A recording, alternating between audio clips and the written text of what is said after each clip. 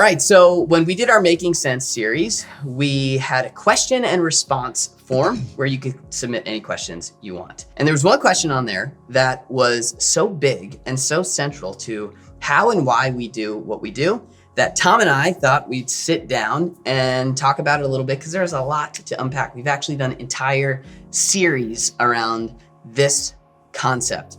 We're talking about faith. So here's the question. You ready? I'm gonna read it. Ready. Okay. The question is, it says, well, it starts with a sentence. In the Gospels, Jesus praises and rewards faith while chastising doubt.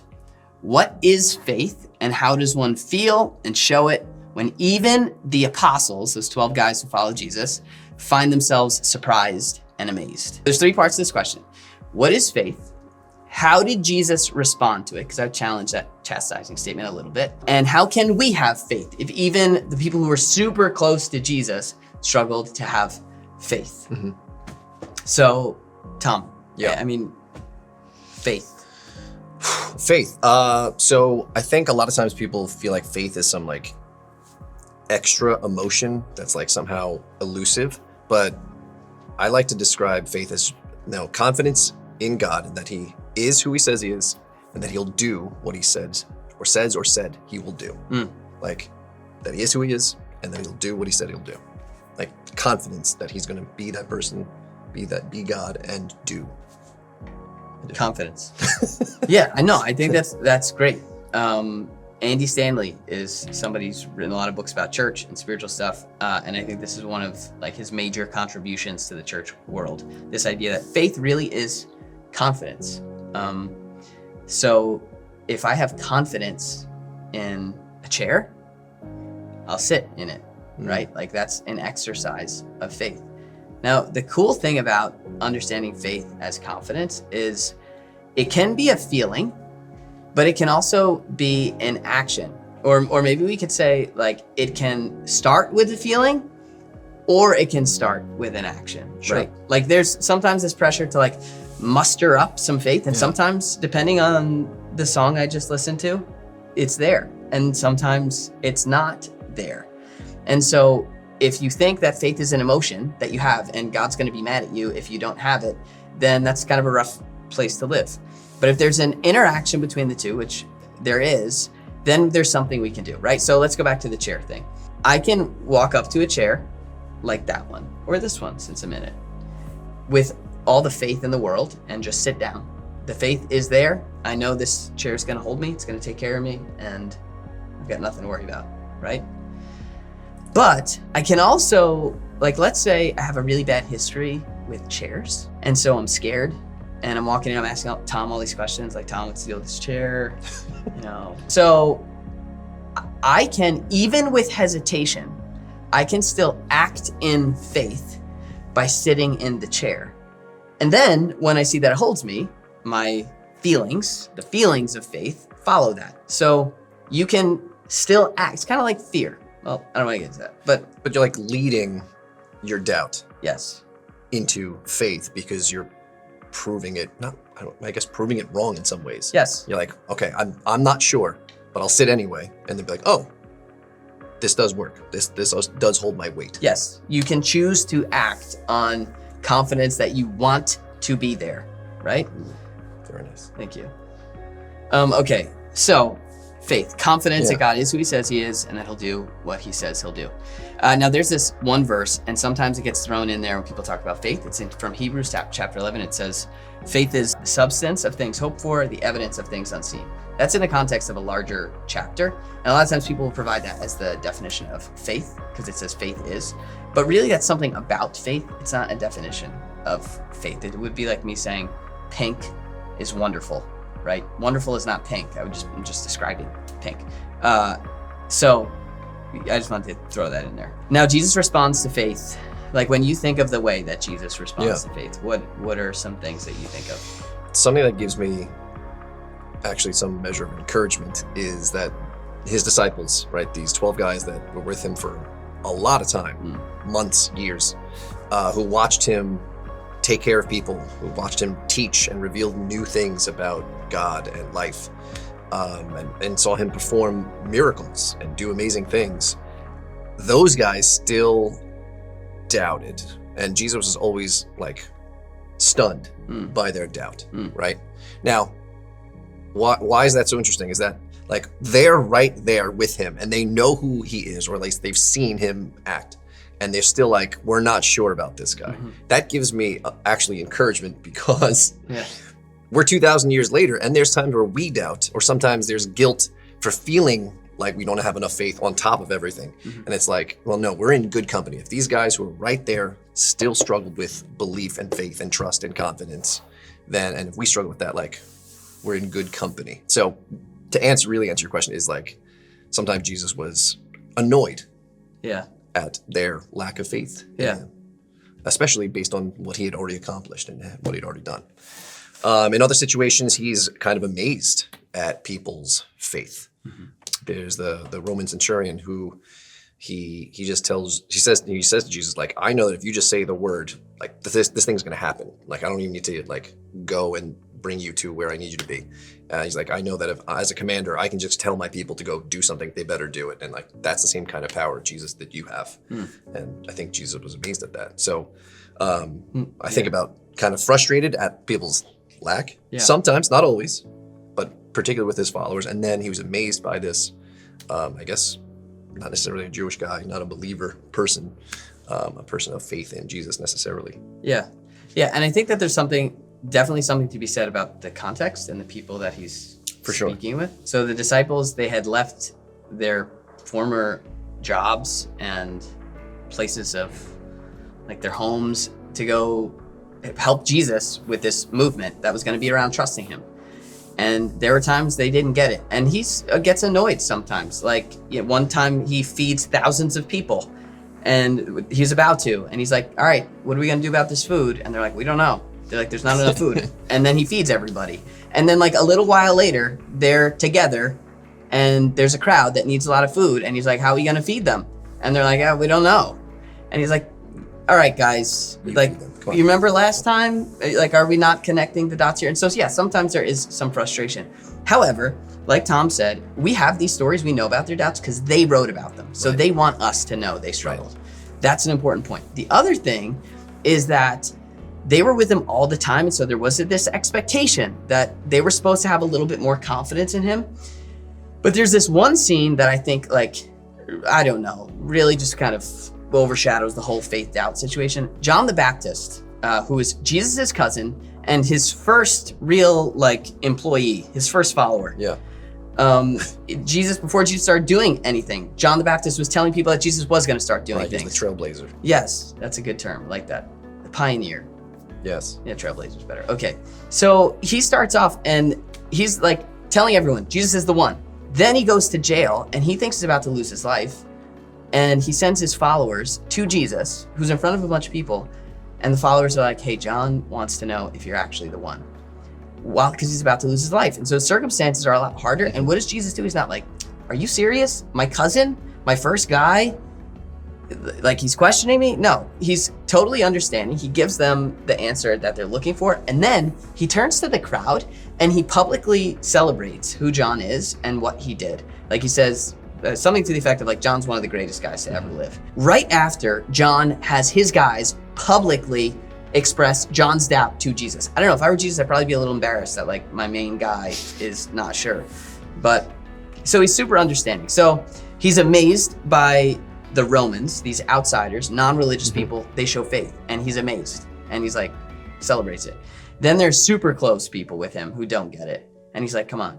But then there's this other just like really like an overshadowing tone of understanding for who you are and where you are when doubts come to the surface. I think that's huge. All right, so in the time we have left, I said this affects us as a church, and we've done a whole series about this actually on a number of different occasions. We didn't make this up, but we think that there are 5 things that really help someone's faith grow. We call them the 5 faith catalysts. If you were to ask someone how their faith grew, they'd say something, and whatever they say probably would fall into at least one of these 5 categories. So, Tom, let's talk about these 5 faith catalysts. Yeah. They are practical teaching, private disciplines, personal ministry, pivotal circumstances, and providential relationships. So we'll go through them real quick, but these are all things that, if you think about it, they build confidence, right? And hopefully you can see the connections here. Practical teaching. We try to make, as a church, all our teaching something you can practice. And so to go back to the chair illustration, whenever there's a message, if we're trying to get you more confident in chairs, we want to be like, hey, there's black chairs that are this height. You can sit in those. There's other chairs that are this height. There's soft chairs. It's hard. We would talk about chairs and tell you which ones to sit in so that you can keep sitting in chairs and you become more and more confident of chairs. Right? Yeah. Yeah.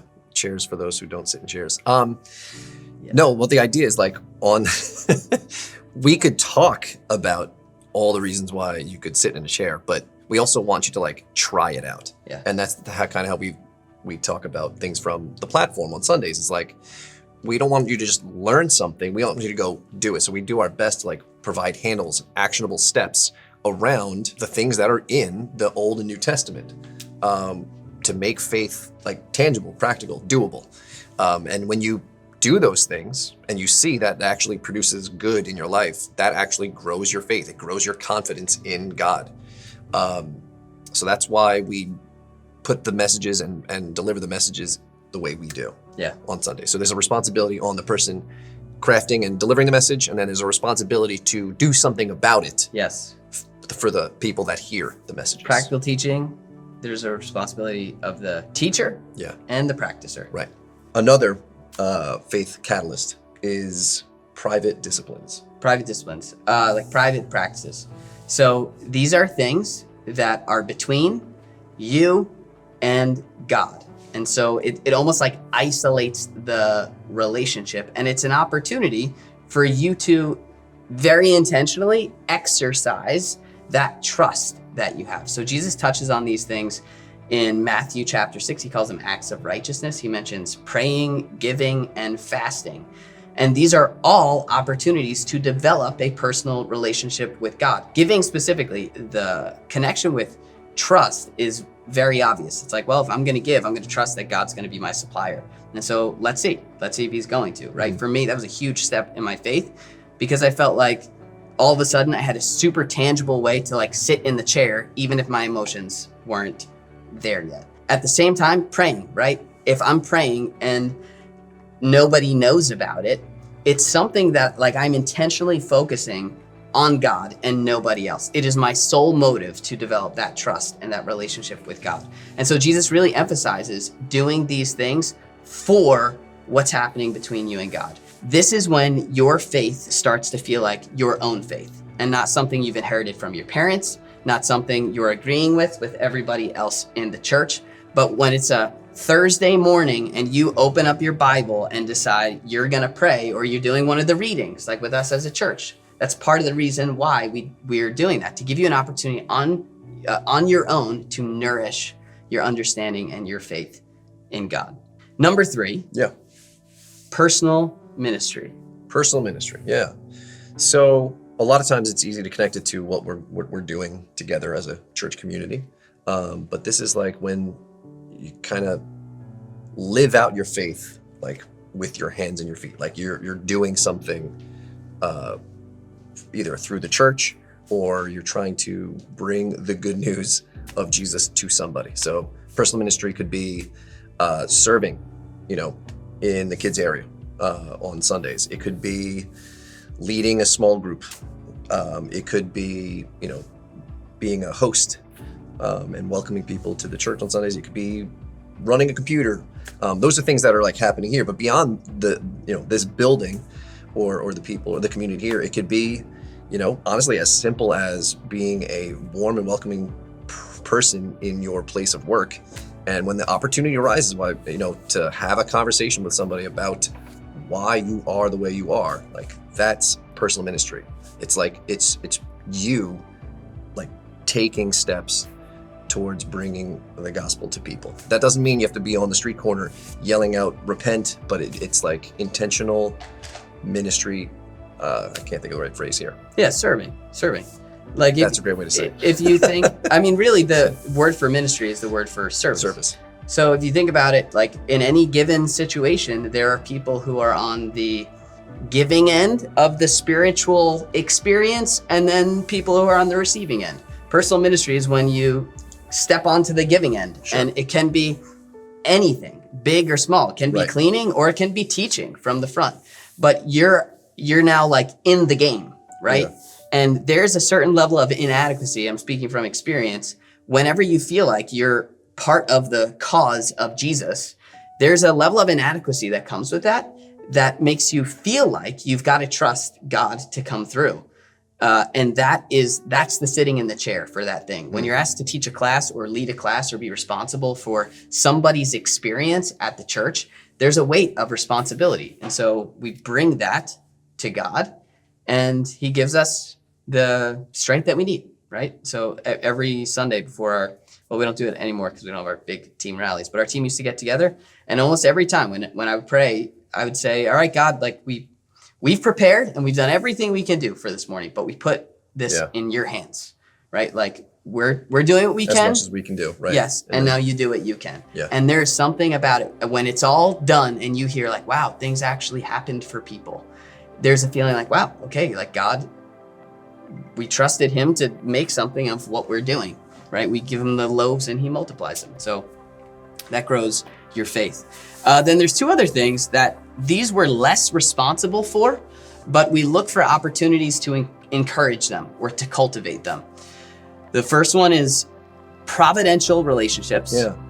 So if you ask someone, they'll say like, oh, my faith grew because I met this guy, or my aunt took an interest in my faith, or whatever. Somebody came along and it seems like God provided that person, and they either taught me or they showed me an example, but there's a sense that they jump-started my faith. We say that faith grows most effectively and efficiently in the context of relationships. So that's why we do groups. Yep. We can't be God and provide people for you, but we can put you in situations where you can meet people, and the chances of coming into contact with someone who's going to catalyze your faith is much higher. So that's why we think, like, we try to connect people as often as we can. Once the service is over, we have chairs in this room down here because we want people to meet each other. We have groups because we want people to meet each other and grow. We're always thinking relationships when we can. So the last of the 5 faith catalysts is the one we have the least control over. Yeah. We call it pivotal circumstances. Yeah, it's situations in life that kind of just happen to you, right? Things that we have very little control over.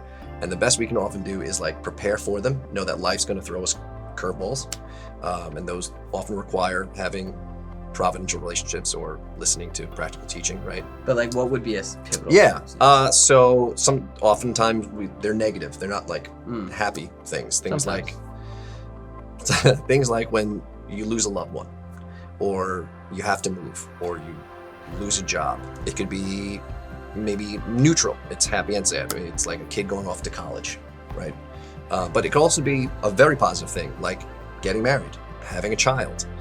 These things that really change your life. And a lot of times, right, like I already said, you can prepare for them, and figure out how to navigate through them grows your faith. But also sometimes hindsight is very useful to look back and be like, oh my gosh, these circumstances, while I did not expect it necessarily, like God used these things to change my life, to grow my faith through them. Just this past week, the message was from Hebrews 12, the passage about like, discipline is not enjoyable when it's happening, but you grow through them. It forms you, it changes you for the better. And a lot of times when we go through pivotal circumstances, it's important to look at those things and think, okay, yeah, maybe I'm not enjoying it right now, but perhaps there's something God wants to show me about him, something God wants to show me about me through these circumstances. And while nobody necessarily always wants to go through pivotal circumstances, they do happen to us. The bad ones. The bad ones, that's true. People do want to get married, have babies. But God can grow our faith through those situations. Yeah. And so, I mean, like you said, we can prepare for pivotal circumstances by having providential relationships, by applying the practical teaching, by sometimes you hear people, their private disciplines, like that's when they really became something to them because they felt like they had no one else to go to, and Sure. so they began to pray. And Yeah. so all of these things together we think are things that God uses to grow your faith. So where we can, we try to structure the church to think like, okay, there's some relationships happening there. All right, let's get people on the team, give them a chance to join in with what's happening here and feel that Sure. ownership Yeah. that comes from that. We often, when we're talking about messages, be like, did we give people something to do here? Or are we just filling people with knowledge about the Bible? So all these things together are things that we hope you'll be aware of as well. We did a whole series about this because it's probably good for you to be thinking, all right, what are some of these things in my life that I have a lot of? What are some things that maybe I don't have much of at all? I mean, the things that you can plan for, right? But if you're not in a group or there's no one in your life that you can talk to God about, maybe you should be on the lookout for some providential relationships. When I was in college, I literally prayed for a friend. I know that sounds really sad, but I wanted a friend that I could talk to about God because the friends that I had, they just weren't interested. And so it was cool. I met a guy I started working with, he became one of my best friends in college, and we would just like hit each other with questions. That was a providential relationship. And all that to say, look at your life and look for those 5 faith catalysts. But I hope that this gave some clarity to sometimes the foggy idea of faith and gave you something to think about. If you have more questions, don't hesitate to reach out. This was a very unorthodox service, but we had the chance to try something new, and we love to try new things. So I hope that this was an encouragement to you. Tom, thanks for your help. And we hope to see you next Sunday, July 14. 14th. Wow, this year's going. It is flying. It's cooking. Have a good one. Catch you later. Bye.